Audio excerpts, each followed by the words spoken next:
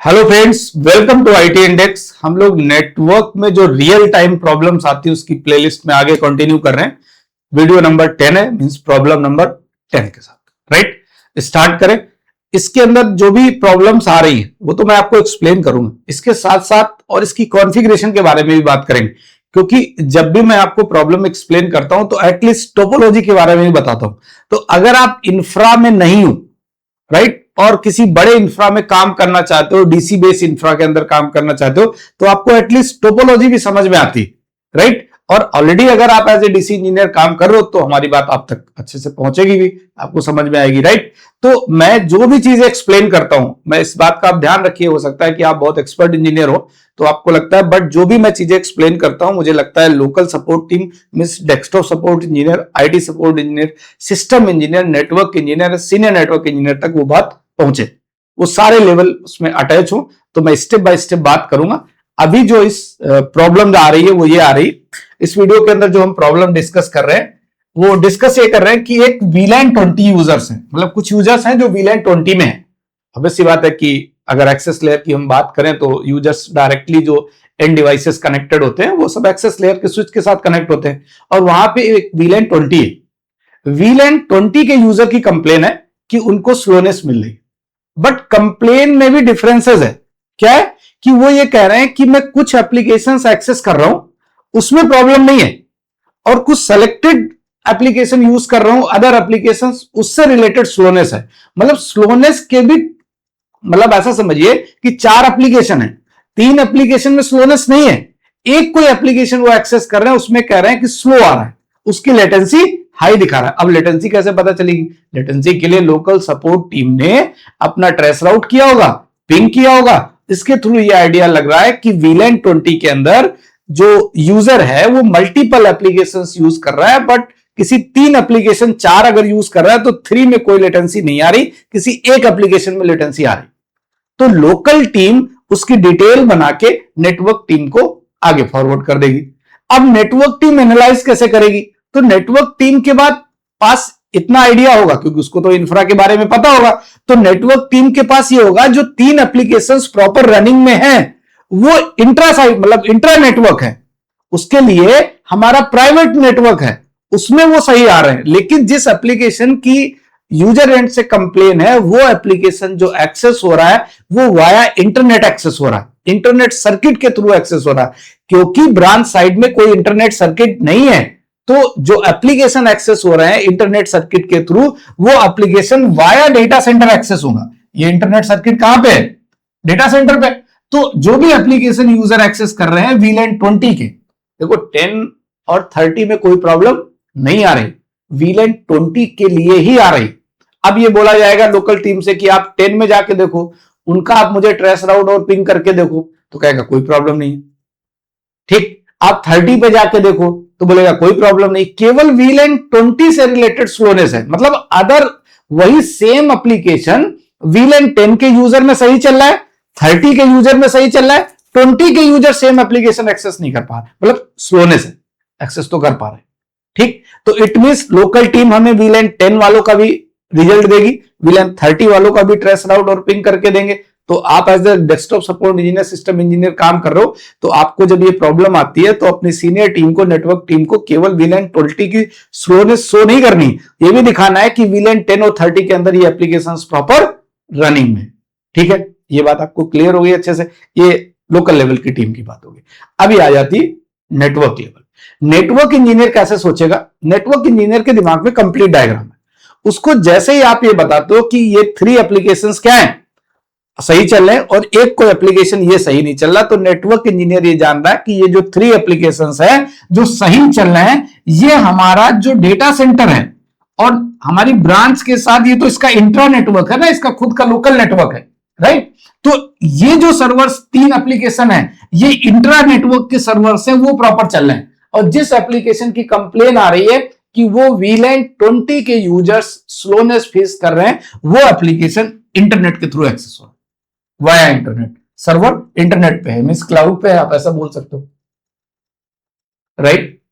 और अदर 10 और 30 में प्रॉब्लम नहीं। तो नेटवर्क इंजीनियर के पास जो जल्दबाजी में आपको नहीं समझ में आती है बहुत, तो आप क्या करते हो, कैपिंग टर्म नेटवर्क इंजीनियर को अच्छे से पता होता है, क्योंकि जिसने डीसी पे काम किया होगा या क्वालिटी ऑफ सर्विस के बारे में पता होगा। क्वालिटी ऑफ सर्विस हमारे चैनल पे है 2 से 3 वीडियो, मैंने 3 वीडियोस एटलीस्ट होंगे, तो बेसिक के लिए क्वालिटी ऑफ सर्विस समझना आप समझ सकते हो वहां से कि क्वालिटी ऑफ सर्विस क्या होता है। वहां पे प्रायोरिटी सेट की जाती है, कैपिंग सेट की जाती है। किस बात के लिए कैपिंग सेट की जाती है? सबनेट वाइज, किस सबनेट के लिए कितनी बैंडविड्थ अलॉट की गई। तो ये होगा कि वीलैन 10 के लिए मान लेते हैं सपोज 100 एमबीपीएस। अब मैं सपोज की बात कर रहा हूं, तो वीलैन 10 के लिए मान लेते हैं 10 एमबीपीएस, वीलैन 20 के लिए 20 एमबीपीएस, 30 के लिए 30 एमबीपीएस। तो वीलैन 20 में जो रनिंग सबनेट है उसकी कैपिंग 20 एमबीपीएस है, और उस सबनेट के अंदर जितने भी यूजर्स हैं वीलैन 20 के अंदर वो स्लोनेस फेस कर रहे हैं। तो बात यह आती है कि जो कैपिंग है उसको इंक्रीज कर देते हैं। अब कैपिंग लगाते कहां है और कैपिंग सेट कहां करते हैं, ये बात समझिएगा। और थोड़ा सा, क्योंकि ये प्रॉब्लम इसमें नहीं है, अब अगर वीलैन की बात करें तो इंट्रा में किसी तरह की कोई प्रॉब्लम नहीं है, यहां सब एवरीथिंग इज ओके, राइट। क्योंकि जो सर्वर एप्लीकेशन एक्सेस कर रहे हैं वो इंटरनेट के थ्रू ये वाला सर्वर एक्सेस कर रहे हैं। तो अब हम बात जो करने वाले हैं वो इस पॉइंट पे करने वाले हैं, राइट। अगर हम इस डायग्राम को डेटा सेंटर के अकॉर्डिंग समझे, आप अगर डीसी इंजीनियर हो और नहीं हो तो आगे वाला पॉइंट आपको अच्छे से समझ में आना चाहिए, क्योंकि मैं आपको एक ऐसी टोपोलॉजी बताने जा रहा हूं कि अगर डेटा सेंटर के अंदर किस तरीके से ये जो स्विच है ये L2 स्विच है। अब आपके दिमाग में ये डायग्राम समझ नहीं आ रहा कि ये जो L2 स्विच है, यहां सिंगल फायरवॉल लगा हुआ है। एक्चुअल में डेटा सेंटर के अंदर सिंगल फायरवॉल नहीं होगा, यहां पे 2 फायरवॉल होंगे, फायरवॉल 1 और फायरवॉल 2, राइट। डीसी के अंदर फायरवॉल कितने होंगे? 2 होंगे, क्योंकि आपको फेलओवर भी तो बनाना है। तो 2 फायरवॉल होंगे और फायरवॉल के ऊपर बीच में एक कनेक्टिविटी होगी इन दोनों के ऊपर, राइट। और इसके बाद इसके जस्ट ऊपर 2 L2 स्विच होंगे। अब आपके दिमाग में बात आ रही है कि L2 स्विच क्यों लगा रहे हो फायरवॉल पे? डायरेक्ट फायरवॉल से एक स्विच लगाइए और स्विच से आप सर्विस प्रोवाइडर कनेक्ट कर दीजिए। भाई इंटरनेट सर्विस प्रोवाइडर एक थोड़ा ना लेंगे, 2 इंटरनेट लिंक लेंगे, बैकअप भी तो चाहिए, रिडंडेंसी भी तो चाहिए। तो लिंक कितने लेंगे? 2। तो 2 लिंक ले रहे हो तो आप फिर एक स्विच के साथ कैसे, अगर स्विच फेल हो गया तो कोई बैकअप नहीं है, रिडंडेंसी नहीं है। आपके पास एक फायरवॉल है, सिंगल फायरवॉल में कोई प्रॉब्लम आ गई तब भी कोई रिडंडेंसी नहीं है, कोई आपके पास बैकअप प्रेजेंट नहीं है। तो उस कंडीशन में जो एक्चुअल में कोई आप डीसी इंजीनियर अगर हो तो आप कह रहे हो कि सर ऐसा होता ही नहीं, सिंगल फायरवॉल थोड़ा ना लगता, ठीक। तो आप इसके आगे की टोपोलॉजी समझो। ये 2 फायरवॉल हैं, दोनों फायरवॉल को हमने कनेक्टिविटी कर दी है सिंगल लिंक के थ्रू, मींस फेल ओवर बनाने के लिए। जो कॉन्फ़िगरेशन F1 में फायरवॉल 1 पे, वही सेम कॉन्फ़िगरेशन सिंक होके F2 पे आ जाएगी, राइट। ये L2 स्विच है, ये लेयर 2 स्विच है, ये भी लेयर 2 स्विच है, राइट। और इसके आगे मैं मान लेता हूं कि 2 इंटरनेट सर्किट है, एक ये एक ये, इंटरनेट सर्किट 1 और इंटरनेट सर्किट 2। एक एयरटेल है और मान लेते हैं एक कोई अदर सर्विस प्रोवाइडर है, ठीक है, रिलायंस मतलब जियो मान लेते हैं, ठीक। अब जब इसकी कनेक्टिविटी कैसे, आप टोपोलॉजी समझिएगा, बहुत इंटरेस्टिंग लगेगा, ये थोड़ा सा डिटेल इन डेप्थ है, आपको समझ में आएगी बात। और इसमें साथ में बिल्कुल रहिएगा, क्योंकि ये मैं अगर आपको समझाता हूं तो आपको डेटा सेंटर का किस तरीके से फायरवॉल सेटअप करते हैं उसके बारे में भी समझ में आ गया। एक एक्जेंडा करके डिवाइस होता है, ठीक। एक्जेंडा डिवाइस का काम क्या होता है? जो कैपिंग मैंने टर्म यूज किया, उस कैपिंग के लिए अलग से डिवाइस भी यूज करते हैं एक्जेंडा, उस पे कैपिंग सेट कर सकते हैं, ठीक। तो कैपिंग का काम, अगर कहीं आपको आपके डेटा सेंटर के अंदर लगा हुआ डिवाइस मिले कोई जिसमें कैपिंग आप सेट कर सकते हो, तो वो कैपिंग के लिए अलग से एक डिवाइस यूज करते हैं एक्जेंडा। अदरवाइज आप अलग से डिवाइस नहीं है तो वो कॉन्फ़िगरेशन आपको कहां करनी होगी? फायरवॉल पे करनी होगी। क्वालिटी ऑफ सर्विस के अंदर जाके उस सबनेट को कितनी कैपिंग सेट करनी है वो डिपेंड करेगा। और जो सबनेट यूज हो रहा है वो वीलैन 20 के लिए यूज हो रहा है, और वीलैन 20 के जो यूजर्स है वो कंप्लेन कर रहे हैं कि इंटरनेट के थ्रू मैं जिस एप्लीकेशन को एक्सेस कर रहा हूं उस एप्लीकेशन में स्लोनेस है। तो अब कैपिंग इंक्रीज करनी है उस पर्टिकुलर सबनेट की जो वीलैन 20 के लिए काम कर रहा है, ठीक है। तो इधर इंफ्रा कैसे बनेगा? 2 फायरवॉल लगाते हैं, ये समझाना जरूरी है, क्योंकि आप कहोगे कि एक ही इंटरनेट सर्किट थोड़ा ना होता है, 2 होते हैं। तो मैंने 2 इंटरनेट सर्किट कर लिए, इन इंटरनेट सर्किट से मैंने ये स्विच कनेक्ट कर दिया, इससे ये स्विच, ध्यान से समझिएगा अच्छे से। और उसके बाद ये जो स्विच है L2 स्विच, इसकी एक लिंक कनेक्ट कर दिया पहले फायरवॉल के साथ, दूसरा कनेक्ट कर दिया दूसरे फायरवॉल के साथ, ये वाला जो स्विच है इसका एक लिंक इस फायरवॉल के साथ, फाइनली दूसरे फायरवॉल। अब आपको यहाँ पे रिडंडेंसी दिख रही, लिंक्स की भी बात समझ में आ रही। फेल ओवर के लिए दोनों फायरवॉल आपस में कनेक्टिविटी कर रखी, जो कॉन्फ़िगरेशन F1 पे होगी वही सिंक होकर F2 पे आ जाएगी। ठीक है, ये डायग्राम क्लियर हो रहा। अब इसके बाद आपको जो मेन चीज समझनी है वो क्या है, आपको समझ, ये जो इंटरफेस है, यहां पे मैंने दो इंटरफेसेस जो हैं, इसको बोला है कि मैं रखता हूं 101 वीलन में और इसको लगता हूं 102 वीलन में। अब आप कहोगे सर वीलन क्यों बना रहे हो? भाई ये वाला जो इंटरनेट सर्किट है इस पे रनिंग सबनेट मान लेते हैं 192.168.1.0, राइट, CIDR 24, और इस पे रनिंग सबनेट है 192.168.2.0। दोनों का सबनेट अलग अलग है, राइट, दोनों का ब्रॉडकास्ट डोमेन भी तो अलग अलग होना चाहिए। तो उसके लिए हमने क्या किया, उसके लिए किया क्या, इस इंटरफेस को रखा है VLAN 101 में और इस इंटरफेस को रखा है VLAN 102 में। तो दोनों ब्रॉडकास्ट डोमेन अलग है, राइट, क्योंकि दोनों के VLAN अलग अलग हो गए। तो ये बात क्लियर हुई, आप अभी यहीं तक है, आगे कॉन्फ़िगरेशन करते हैं। तो L2 स्विच पे जाके आपको क्या करना है, दो VLAN बनाने और दोनों VLAN के अंदर आपको इसको 1.0 को रखना है, इस इंटरफेस को रखना है मतलब 101 में, और इस वाले इंटरफेस को रखना है 102 में, राइट। दोनों ISPs के लिए अलग अलग VLAN।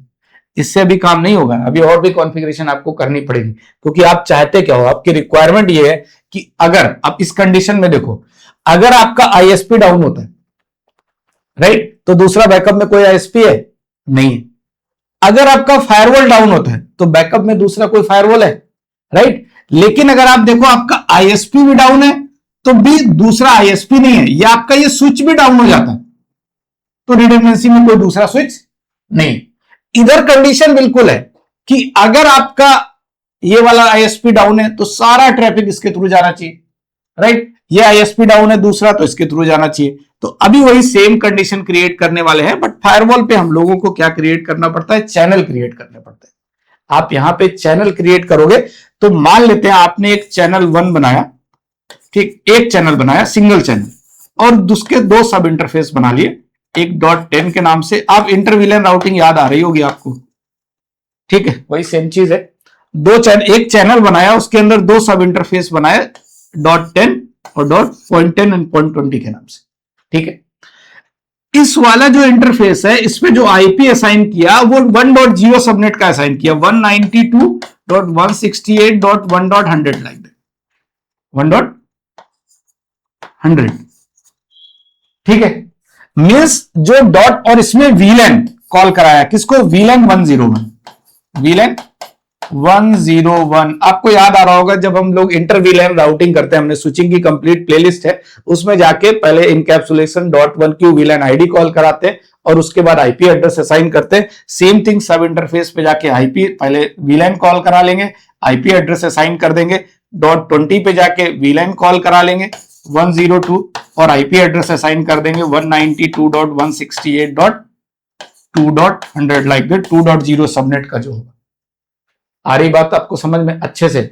अब क्लियर हो गया। अब आप किसी को डाउन करके देखो कोई प्रॉब्लम नहीं, क्योंकि अब आपने जो चैनल बनाया था, राइट, वो चैनल 1 बनाया और इसके अंदर दो सब इंटरफेसेस हैं। अब यही चैनल सिंक होके किसके पास आ जाएगा, F2 के पास, राइट। चैनल सिंक होके किसके पास आ जाएगा, F2 के पास, अगर ये ISP डाउन है, ठीक है। अगर ये ISP डाउन, यहां पे दो चैनल भी बना सकते हो, चैनल 1 और चैनल 2। आप ये भी कर सकते हो कि जो चैनल 2 बनाया उसके अंदर .220 को भी कर सकते हो, मतलब चैनल अलग अलग बना सकते हो और सेम भी बना सकते हो, मतलब एक ही चैनल के अंदर दो सब इंटरफेस क्रिएट कर। अगर ISP डाउन है तो उस कंडीशन में, क्योंकि ये सिंक हो चुका है, ISP डाउन है, तो ये जो हमारा पहला फायरवॉल है इस पे आपके दोनों सब इंटरफेस काम कर रहे होंगे, राइट। तो दोनों सब इंटरफेसेस से रिलेटेड जो भी ट्रैफिक आएगा, VLAN 10, 20 जिसका भी ट्रैफिक आएगा वो डायरेक्टली किसके थ्रू चला जाएगा, इस लिंक के थ्रू। अगर ये फायरवॉल भी डाउन हो जाता है तब भी कोई प्रॉब्लम नहीं, क्योंकि सिंक होके जो सेकंड फायरवॉल है, जो आपका स्टैंड बाई पे फायरवॉल था, वो एज ए एक्टिव फायरवॉल काम करेगा। और फाइनली इसके थ्रू, क्योंकि चैनल यहां भी क्रिएट है और उस चैनल के अंदर इन इंटरफेसेस को भी आपको, इधर चैनल बनाओगे तो ये दोनों इंटरफेसेस ऐड करने पड़ेंगे और इधर साइड पे चैनल पे भी ये दोनों इंटरफेसेस ऐड हो, ठीक। तो ये मुझे टोपोलॉजी समझाने के पीछे रीजन ये था कि अगर कोई डीसी इंजीनियर है, डेटा सेंटर इंजीनियर, वो देख रहा है तो उसे लगेगा कि सर सिंगल फायरवॉल और सिंगल स्विच के थ्रू कनेक्टिविटी नहीं होती। अब इधर राउटिंग की बात है, सिंपली डिफॉल्ट राउट होगा, जो फायरवॉल होगा उससे एक डिफॉल्ट राउट होगा टुवर्ड्स आईएसपी, राइट। फायरवॉल जितना भी ट्रैफिक आएगा वो सारा ट्रैफिक डिफॉल्ट राउट के थ्रू कहां चला जाएगा, आईएसपी। क्लियर हो गई बात। अब हमने करना क्या था, करना बस इतना सा था कि फायरवॉल पे गए और यहाँ पे जो कैपिंग है वो कैपिंग मान लेते हैं कि 20 Mbps सेट थी, ठीक। 20 कैपिंग का मतलब क्या हो गया, मींस उस वीलैन, उस पर्टिकुलर जो वीलैन है उसके अंदर जितने भी यूजर्स हैं वो सभी यूजर्स को जो मैक्सिमम बैंडविड्थ मिलेगी, कितने भी एप्लीकेशन वो एक्सेस करें उनको जो मैक्सिमम बैंडविड्थ मिलेगी वो 20 Mbps मिलेगी। तो अब आप इस कैपिंग को इंक्रीज कर दो, 20 की जगह 25 कर दो, या फिर प्लस 10 Mbps और कर दो, मींस 30 Mbps कर दो। अब इंक्रीज कर सकते हो, इसके लिए आपको अप्रूवल वगैरह लेने होते हैं, डायरेक्टली आप इंक्रीज नहीं कर सकते एज पर नेटवर्क टोपोलॉजी, मतलब नेटवर्क जो टीम होती है कि उसके लिए आपको लोकल टीम जो होती है, लोकल टीम मतलब डेस्कटॉप सपोर्ट इंजीनियर, अब फिर से डेस्कटॉप सपोर्ट इंजीनियर टीम का रोल आ गया, क्योंकि अगर आपको बैंडविड्थ इंक्रीज करनी एज अ नेटवर्क इंजीनियर तो लोकल टीम जो होगी वो यूजर्स को बोलेगी कि बैंडविड्थ इंक्रीज करनी पड़ेगी, जो उनके मैनेजर होंगे उनसे अप्रूवल लेंगे और फाइनली बैंडविड्थ इंक्रीज करने की परमिशन लेंगे, और उसके लिए जो भी कॉस्टिंग वगैरह इंक्रीज होगी उसके बेस पे कैपिंग को इंक्रीज करेंगे। आप कर सकते हो, आपके हाथ में, तो डायरेक्ट जाके कैपिंग बढ़ा दो और जो यूजर्स है उनकी प्रॉब्लम सॉल्व हो जाएगी। तो यहां इंडिविजुअल अगर किसी एक वीलैन से रिलेटेड दिक्कत है तो लोकल टीम कैसे काम करती है, फिर नेटवर्क टीम कैसे काम करेगी, एज ए नेटवर्क इंजीनियर आपके दिमाग में सीधी सी बात आती है कि भाई इस लोकल इंट्रा में तो कोई प्रॉब्लम है नहीं, आईएसपी से प्रॉब्लम है। फिर आईएसपी पे आपको पता है कि कैपिंग कॉन्फ़िगरेशन की गई होगी पर वीलैन पर सबनेट के अकॉर्डिंग, जो कैपिंग सेट होती है वो सबनेट के अकॉर्डिंग होती है। मैं वीलैन टर्म इसलिए यूज कर रहा हूं क्योंकि एक वीलैन जो है वो जो सबनेट है वो पर्टिकुलर एक वीलैन के लिए काम करेगा, वीलैन 20 के लिए 20.0 सबका सबनेट चल रहा है, ठीक है। आई थिंक अच्छे से समझ में आई। इसका सीधा सा मीनिंग था इस वीडियो के अंदर कि वीलैन 20 के अंदर स्लोनेस है, वाया आईएसपी आ रही तो उसकी कैपिंग को इंक्रीज कर दिया जाएगा और स्लोनेस खत्म हो जाएगी। अगर वीडियो अच्छे से समझ में आया, देखो मैंने यहाँ पे आपको डीसी का इंफ्रा भी बताया, राइट, थोड़ा सा आइडिया लग गया, तो आपको अच्छे से समझ में आया तो कमेंट जरूर करिएगा। Thank you.